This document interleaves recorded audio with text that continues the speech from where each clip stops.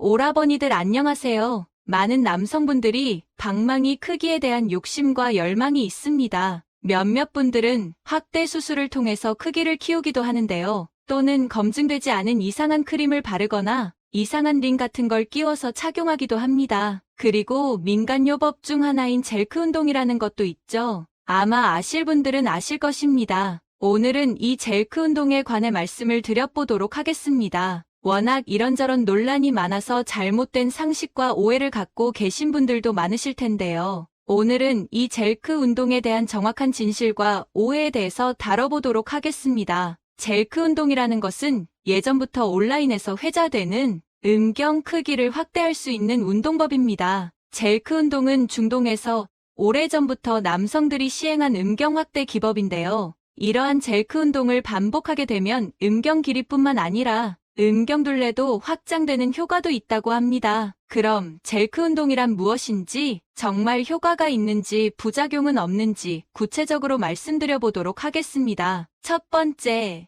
젤크 운동이란 젤크 운동은 비수술적인 요법으로 음경의 크기를 확대할 수 있다는 것이지만 운동의 효과나 안정성에 대한 논란은 끊이지 않고 있습니다. 젤크 운동의 기초 원리는 음경해면체에 의도적으로 미세한 손상을 유발하는 것인데요. 마치 웨이트 트레이닝으로 근육의 미세한 손상이 발생한 후 휴식을 통해 근육이 더 커지는 원리와 같다고 볼 수 있습니다. 너무 강도가 세면 멍이 들거나 통증을 호소하는 경우도 있기 때문에 강한 강도는 반드시 피해주셔야 합니다. 젤크 운동은 20분간 100회 정도 반복하는 것이 좋으며 운동이 익숙해지면 반복해서 횟수와 시간을 늘립니다. 운동 후 편안한 자세에서 충분한 휴식 시간을 가져야 하는데요. 운동을 하면서 통증이나 멍이 생겼다면 즉시 운동을 멈춰야 합니다. 젤크 운동은 완전 박이된 상태에서는 음경혈관으로 혈액을 보내는 효과와 음경을 스트레칭해주는 운동적인 효과가 반감되기 때문에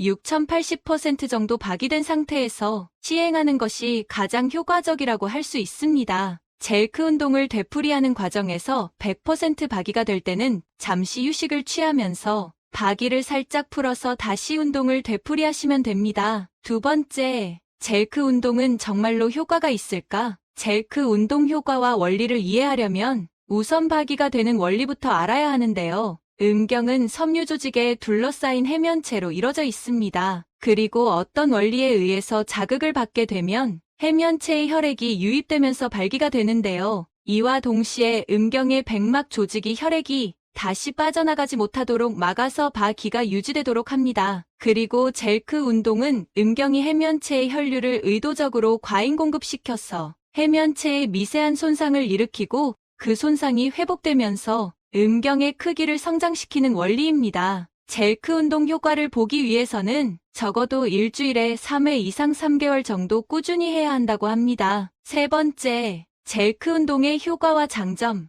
젤크 운동의 효과는 음경의 크기가 운동을 하기 전보다 더 커질 수 있다는 것입니다. 운동 후의 효과는 개인에 따라 차이가 있지만 커뮤니티나 젤크 갤러리의 후기를 보면 1cm 정도의 사이즈 확대 효과를 얻을 수 있다고 알려져 있습니다. 젤크 운동의 가장 큰 장점은 수술을 받지 않고도 음경의 크기를 확대할 수 있다는 것입니다. 또한 집에서 편안하게 시간에 제약 없이 운동할 수 있으며 별도의 운동기구나 비용이 발생하지 않는 장점도 있습니다. 하지만 음경의 해면체가 사람마다 다르기 때문에 젤크 운동의 효과를 보는 데까지 걸리는 시간도 사람들마다 차이가 있을 수 있는데요. 다만 평균적으로 3개월 이상은 꾸준히 운동을 해야만 효과를 볼 수 있다고 알려져 있습니다. 네 번째, 젤크 운동의 부작용. 그렇다면 이러한 젤크 운동은 정말 음경 확대에 효과가 있는 것일까요? 헬스조선에 따르면 젤크 운동은 과학적으로 효과가 입증된 바 없다고 합니다. 물론 젤크 운동의 효과를 봤다고 느끼는 경우가 드물게 있을 수 있습니다. 피부 안에 섬유화되어 있는 조직들이 있는 경우, 이를 부드럽게 풀어주는 형태로 운동이 시행되는 경우 효과가 발생할 수 있습니다. 그러나 이런 경우는 소수이며 대부분의 남성은 별다른 효과를 보지 못하는 것이 사실입니다. 젤크 운동은 온라인상에서 음경 확대에 효과가 있다고 알려진 운동이지만 실제로 비뇨기과 전문의는 추천하지 않습니다. 효과를 보기 어려울 뿐만 아니라 부작용이 있을 수 있기 때문인데요. 그럼 젤크 운동의 부작용은 무엇인지 구체적으로 알려드리도록 하겠습니다. 젤크 운동의 부작용 첫 번째, 성관계 시 쾌감이 감소할 수 있다. 과도한 젤크 운동의 부작용은 관계 시 쾌감이 감소한다는 것입니다. 관계 시 쾌감을 느끼는 이유는 음경 표면에 있는 대부신경의 뇌로 자극을 전달하기 때문인데요. 그러나 그 운동을 과도하게 하면 성적 쾌감을 느끼게 하는 대부신경의 손상이 발생하면서 감도가 떨어질 수 있다는 것입니다. 또한 사람의 손의 압력은 질 내부의 압력보다 훨씬 강하기 때문에 이로 인한 쾌감이 저하될 가능성도 있는 것이지요. 즉, 젤크 운동 자극이 실제 관계할 때보다 훨씬 강해서 쾌감이 감소하기 때문입니다. 젤크 운동의 부작용 두 번째, 발기부전의 위험. 과도한 젤크 운동은 발기부전을 유발할 수 있습니다. 음경해면체 내부의 백막이 파열될 수 있기 때문인데요. 백막은 음경해면체를 둘러싸고 있는 섬유성 막으로 해면체에 유입된 혈액이 빠져나가지 않도록 막아주는 역할을 합니다. 즉, 백막은 음경해면체를 둘러싼 섬유성 막으로 음경의 강직도를 유지하는 것입니다. 백막은 박이 시 얇아지는 특성이 있는데 이때 강한 자극을 반복해서 주다 보면 파열이 되어서 발기부전으로 이어질 수 있습니다. 백막 파열은 통증과 더불어 성기 표면 밑에 출혈이 생길 수도 있고 자연회복도 어렵습니다. 그렇기 때문에 젤크 운동 과정에서 백막에 과도한 자극이 발생되어서 파열되거나 손상에 의한 강직도 저하 혹은 발기부전이 발생할 수 있는 것입니다. 백막은 자연적으로 회복되는 것이 어렵기 때문에 각별히 주의를 해야 합니다. 또한 운동의 효과를 높이기 위해서 장시간 운동을 하거나 너무 과도하게 횟수를 반복하면 해면체 손상이 발생할 가능성이 크게 높아지므로 주의를 해야 합니다. 젤크 운동은 음경해면체의 혈류를 의도적으로 과잉 공급시키는 운동이기 때문에 운동 횟수를 반복할 경우 해면체의 손상이나 괴사가 발생할 수 있습니다. 이처럼 젤크 운동은 효과를 보기 어려울 뿐만 아니라 오히려 음경해면체와 백막의 손상을 초래해서 발기부전을 유발하거나 대부신경 손상에 의해서도 감도가 저하될 수 있기 때문에 반드시 주의를 해야 합니다. 그럼 어떻게 하면 남성의 크기 문제를 현실적으로 해결할 수 있을까요? 의학적인 치료가 필요한 음경훼소증 환자는 젤크 운동이 아니라 비뇨의학과 전문의에게 음경확대술에 대해서 상담을 받는 게 좋습니다. 홍성우 비뇨의학과 전문의가 옛날 예능 프로 마녀사냥에 출연해서 성생활에 고민이 있는 남자들에게 현실적인 조언을 해준 적이 있습니다. 그는 확대 수술로도 가망이 없을 정도로 작은 사람에게는 수술보다는 왁싱이라는 해결책을 제시했는데요. 왁싱을 하고 나면 주변에 아예 털이 없어서 방망이가 더욱 커 보이는 효과를 가질 수 있기 때문입니다. 왁싱만으로도 자기 만족감이 확 올라갈 수 있는 것이죠. 지금까지 남자 방망이가 커진다는 민간요법인 젤크 운동에 대해서 말씀드렸는데요. 이제 오늘의 다음 콘텐츠로 넘어가겠습니다. 남자 코의 크기는 무엇을 의미한다? 그 남자의 사이즈를 의미한다는 속설이 있죠. 그래서 여자들끼리 모여서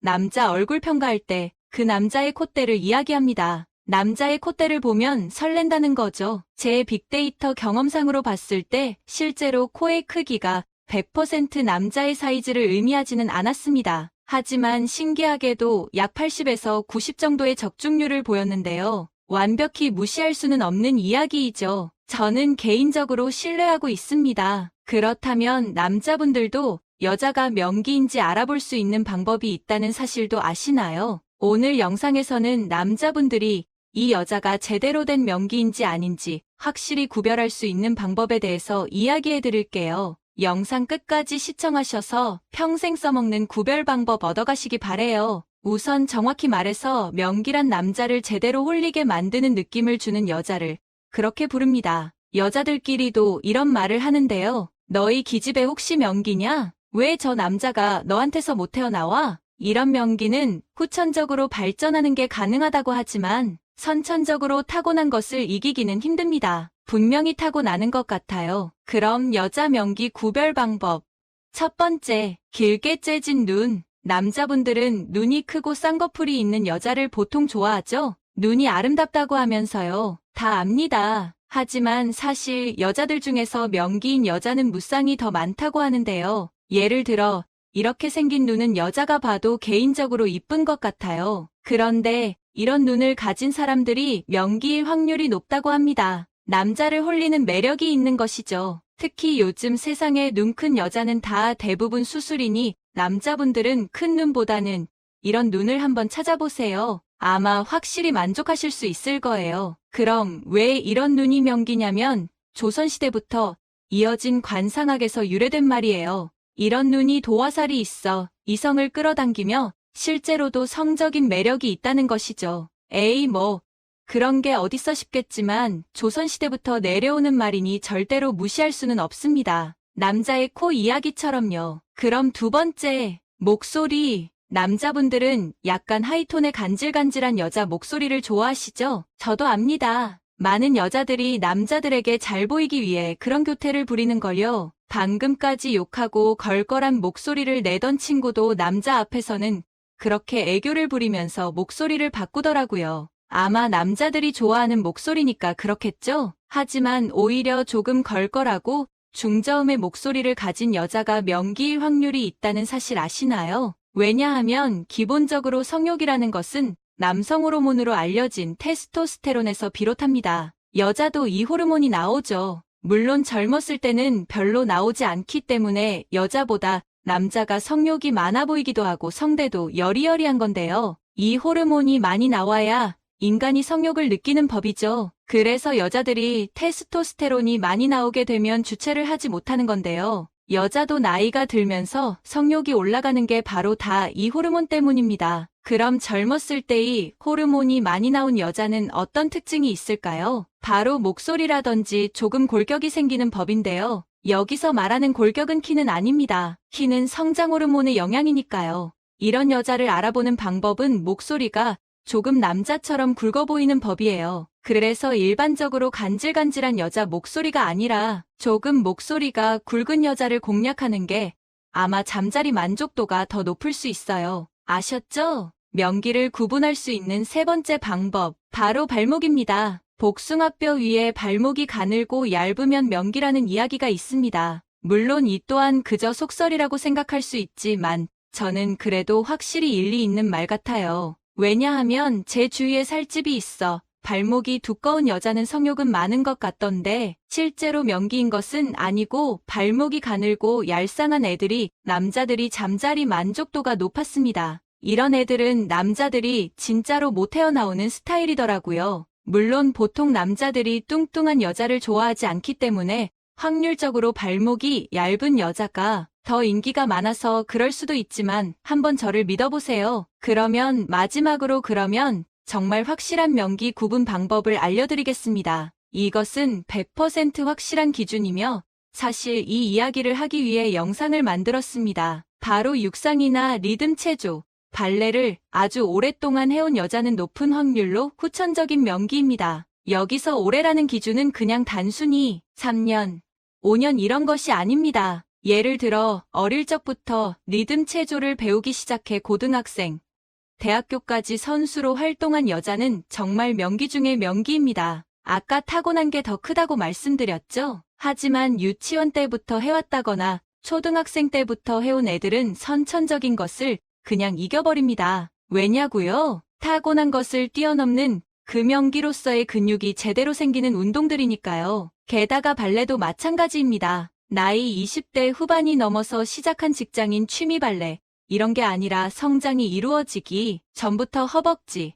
대퇴근, 엉덩이 근육을 발달시켜온 사람의 그쪽 근육은 정말 비교할 수가 없습니다. 여자의 동굴 근처에서 사용되는 여러 근육들을 어릴 적부터 다져온 애들은 선천적인 능력을 압도합니다. 이런 운동을 한 여자들이 유독 시집을 잘 가고 유명 연예인들이랑 결혼하는지 이제 그 이유를 아시겠죠? 물론 아무리 어릴 적에 날고 기는 운동을 했다고 하더라도 나이가 들수록 그 힘이 약해지는 것은 당연한 일입니다. 나이가 들수록 몸의 근육이 빠지고 몸 전체의 탄력이 느슨해지니까요. 하지만 그럼에도 분명히 명기란 존재합니다. 같은 남자라도 몽둥이 크기나 강직도가 다 다른 것처럼 여자들도 다 거기서 거기인 것 같아 확실히 차이가 존재하는 것 같더라고요. 그러니 제가 오늘 알려드린 구별법을 이용해서 이왕이면 명기를 골라보시는 건 어떨까요? 참고로 저는 이 조건들 중에서 하나만 빼고 모두 만족한답니다. 그냥 참고만 하시라고요. 마지막 부분은 당신의 삶을 위한 건강 섹션이 될 것입니다. 나이가 들면 들수록 늘어나는 건강 문제, 그 중에서도 당뇨병과 치매의 위험은 날이 가면 갈수록 늘어나고 있는데요. 그래서 이제는 건강한 먹거리와 생활 습관을 잘 지켜서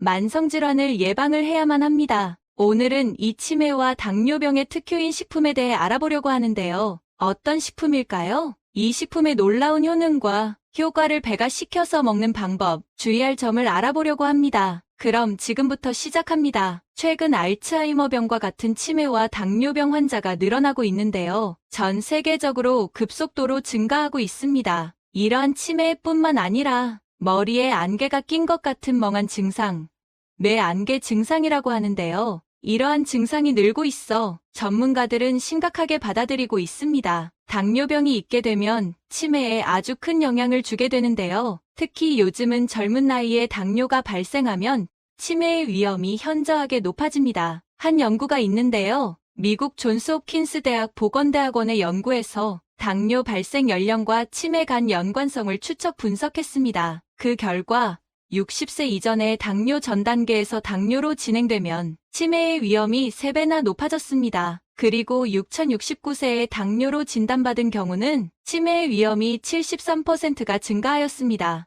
이렇게 당뇨가 발생해 치매까지 나타나는 것을 제3형 당뇨병, 당뇨병성 치매라 말하고 있습니다. 그만큼 당뇨병과 치매는 연관이 크다는 것인데요. 뇌는 아주 복잡한 조직으로 제대로 기능하기 위해서는 산소와 포도당과 같은 영양소가 필요합니다. 그런데 당뇨병이 발생하면 포도당 공급에 문제가 생겨 치매와 같은 질환의 위험이 높아지게 됩니다. 이러한 당뇨병성 치매를 예방하기 위해서는 규칙적인 운동과 활발한 두뇌 활동이 도움이 됩니다. 특히 가장 중요한 것은 적절한 혈당 조절이라 할 수 있는데요. 당뇨병에도 좋고 치매에도 좋은 식품이 있습니다. 바로 견과류 중에 가장 건강하다고 알려진 호두입니다. 이 호두가 왜 치매에 좋은지 하나하나 알아보겠습니다. 당뇨병과 치매에 특히 좋은 먹는 방법도 있으니 꼭 확인해 보시기 바랍니다. 호두가 치매에 도움이 되는 이유는 오메가3 지방산이 풍부하기 때문입니다. 많은 분들이 지방이 건강을 해친다는 생각을 하는데요. 그래서 지방 섭취를 줄이다 보니 그 자리를 탄수화물과 설탕이 채우면서 살이 찌고 제2형 당뇨병,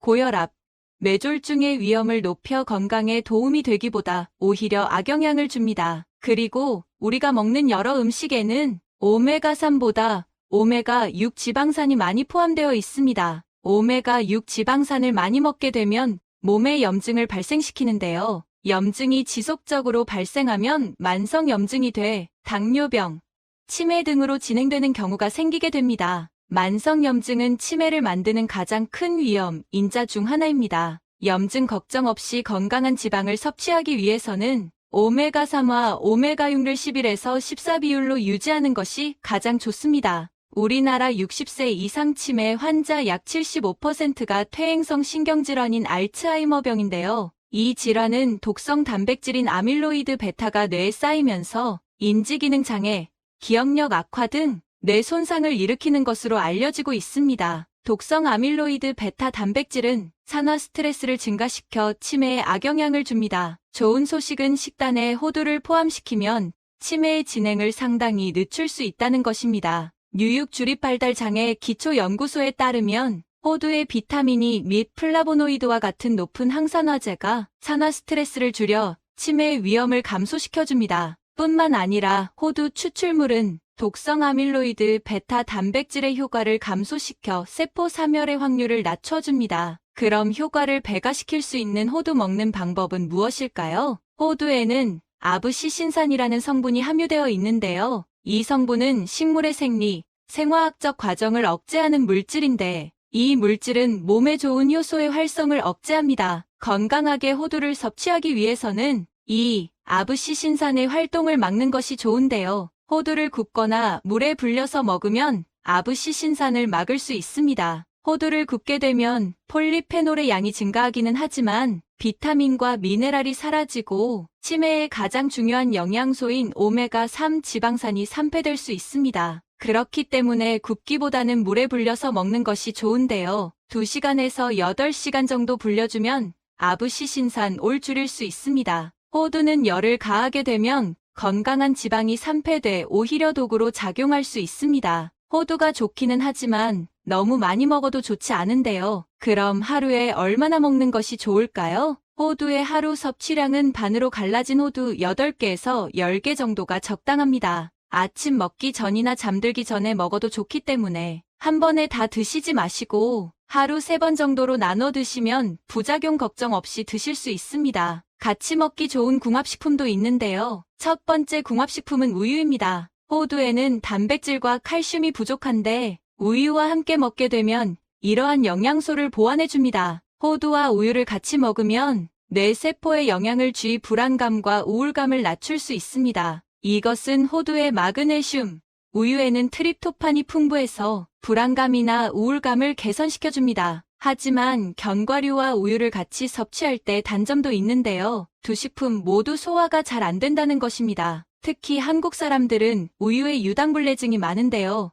이런 분들은 우유보다 요거트와 같이 드시면 좋습니다. 요거트는 우유를 유산균으로 발효시킨 것으로 발효가 되면서 유당을 분해해 유당불내증을 완화해줍니다. 두 번째 궁합식품은 삶은 달걀입니다. 아침 식전 30분에 삶은 달걀 1개와 호두 1개에서 2개를 같이 드시면 좋습니다. 삶은 달걀은 치매 예방에 도움이 되는 대표적인 음식인데요. 달걀의 풍부한 레시틴은 뇌세포막을 구성하는 성분으로 뇌세포 손상으로 발생하는 치매를 예방해줍니다. 이 두 식품은 건강한 조합이 될 수 있는데요. 호두는 섬유질과 건강한 지방이 풍부하고 달걀은 단백질과 다양한 영양소를 제공하기 때문에 영양소의 흡수와 균형 잡힌 식사를 도울 수 있습니다. 그리고 식전 30분에 두 식품을 같이 먹으면 당뇨병 환자의 식후 혈당을 감소시킬 수 있습니다. 호두 섭취 시 주의할 점도 있는데요. 견과류에 알레르기가 있는 분들은 인후와 가슴에 압박감이 생기고 호흡이 곤란해지며 두드러기가 발생할 수 있습니다. 견과류 알레르기가 있는 분들은 섭취를 하지 않는 것이 좋습니다. 많은 양의 호두를 드시게 되면 위장 문제가 발생할 수 있습니다. 이것은 섬유질이 풍부하기 때문인데요. 짧은 시간에 많은 양의 섬유질을 섭취하게 되면 소화관에 스트레스를 주고 가스 발생, 설사, 복부 팽만감, 복통 등이 발생합니다. 그래서 호두를 먹을 때는 하루 섭취량인 28글 지켜 드시는 것이 좋습니다. 호두는 건강한 지방이 풍부한 만큼 칼로리가 높습니다. 다량으로 드시게 되면 체중이 증가하거나 부작용이 발생할 수 있기 때문에 하루 섭취량 이상 드시지 않도록 주의하는 것이 좋습니다.